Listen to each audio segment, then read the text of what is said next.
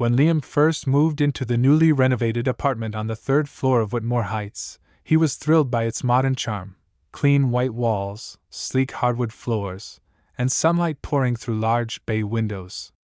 At first, everything seemed perfect, but within the first week, he began noticing strange inconsistencies. A photograph he was certain he had hung above the couch had moved, or changed. The smiling couple in the picture now appeared older, and the background was unfamiliar, depicting a different room entirely. At first, he shrugged it off, blaming fatigue and jet lag, but the anomalies multiplied. He remembered putting his coffee mug on the kitchen counter, only to find it on the dining table later, as though it had never been on the counter at all. Friends who visited commented on decorations Liam was sure he hadn't arranged, and emails in his inbox mentioned meetings he had no memory of attending. At night, he sometimes woke with a vague sense of déjà vu, recalling conversations and events that never happened, or that he could no longer confirm. As the days passed, Liam realized that the apartment wasn't just unfamiliar, it was altering his reality, shifting fragments of his memory in subtle, terrifying ways, until he could no longer trust what he remembered, or even who he truly was. By the end of the second week, the changes in the apartment became impossible to ignore. Liam would leave his bedroom for a moment, only to return and find the furniture rearranged in ways that defied logic, as if the room itself had a memory of its own. The walls seemed to whisper faintly at night, indistinct murmurs that sounded almost like conversations he should recognize.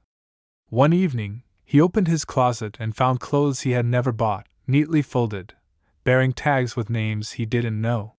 He began keeping a journal, hoping to track the discrepancies, but even his notes began to alter themselves. Sentences he swore he had written would vanish, words replaced with new descriptions of events that had never happened. Friends and coworkers became unreliable in his mind, faces blurred, stories shifted, and Liam's own history seemed to rewrite itself around the apartment's will. One night, he dreamed of the apartment speaking, its walls pulsing, whispering, and shaping his memories like clay. When he awoke, the mirror in the hallway reflected a version of himself he didn't recognize, a man who had lived a life slightly different from the one he remembered, with subtle but unsettling differences in posture, expression, and gaze. Liam realized with a sinking horror that the apartment didn't just exist in space, it existed in time, in memory, and he had become its permanent subject. By the third week, Liam felt completely unmoored from reality. Each morning he woke to find his surroundings slightly altered. A photograph now showed people he had never met, books on the shelf had changed titles, and the layout of the living room subtly warped.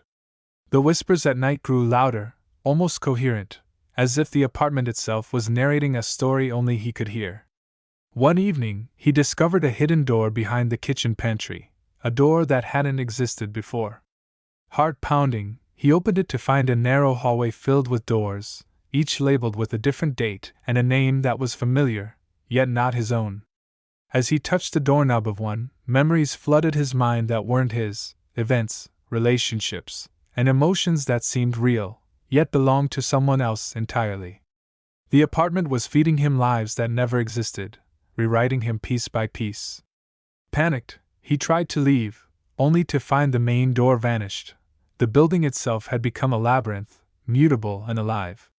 He realized the horrifying truth: he was no longer a tenant, he had become part of the apartment, a living record of all the lives it had rewritten. As the walls pulsed around him, whispering his new history, Liam understood that he would never escape, that his memory, his very identity, was now at the mercy of a home that had its own consciousness, patient, intelligent, and eternal.